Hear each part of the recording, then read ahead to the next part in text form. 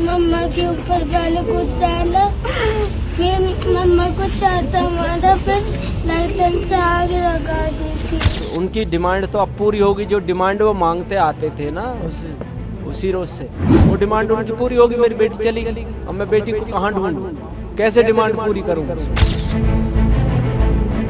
ये कहानी है ग्रेटर नोएडा की, जहां एक विवाहिता को उसके ही पति ने प्यार नहीं बल्कि दहेज की आग से मौत दी। और इस कहानी का खलनायक है विपिन भाटी, वही विपिन जिसका कुछ देर पहले एनकाउंटर हुआ, जो पति कहलाने लायक था ही नहीं मगर फिर भी पति के नाम पर शर्म का धब्बा बन गया। थाना कासना क्षेत्र का सिरसा गांव। यही दिसंबर 2016 में निक्की पायला की शादी विपिन से हुई थी। शादी में स्कॉर्पियो कार समेत भरपूर दहेज दिया गया, लेकिन विपिन भाटी और उसके परिवार की भूख यहीं खत्म नहीं हुई। दहेजखोरों ने 35 लाख रुपए और एक कार की मांग शुरू कर दी।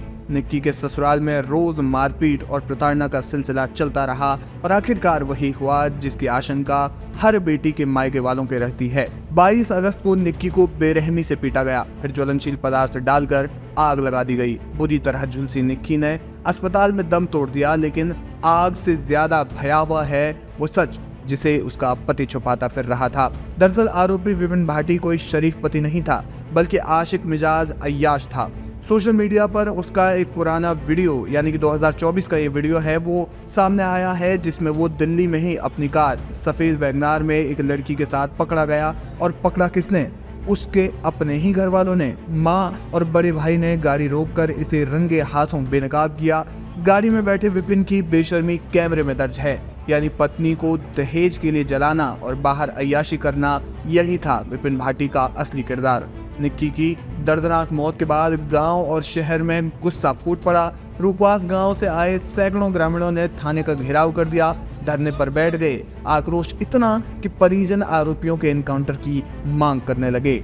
इसके बाद विपिन के पैर में गोली लगने की खबर आई, लेकिन परिवार के आरोप साफ हैं। इस हत्या की साजिश में सिर्फ विपिन ही नहीं बल्कि उसका जेठ रोहित, सास दया और ससुर सतवीर भी शामिल थे। जी हाँ, शादी में दहेज देने के बावजूद ये लोग कभी नहीं पिघले। स्कॉर्पियो दी तो और एक कार चाहिए थी, लाखों रुपए दिए तो 35 लाख रुपए और चाहिए थे। सवाल उठता है कि आखिर ये लोग पति पत्नी का रिश्ता निभा रहे थे या फिर सौदेबाजी का धंधा। निक्की की बहन और भाई साफ कह रहे हैं कि निक्की कई बार मायके आकर अपने दर्द बयां करती थी, पर हर बार समझौता, हर बार बहलाना, और आखिरकार 22 अगस्त 2025 को उसकी चीखें आग में दब गई।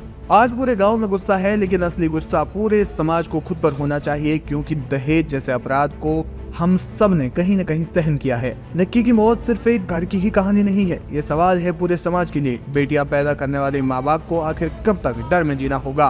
विपिन भाटी जैसे अपराधी समाज में मुंह पर तमाचा है।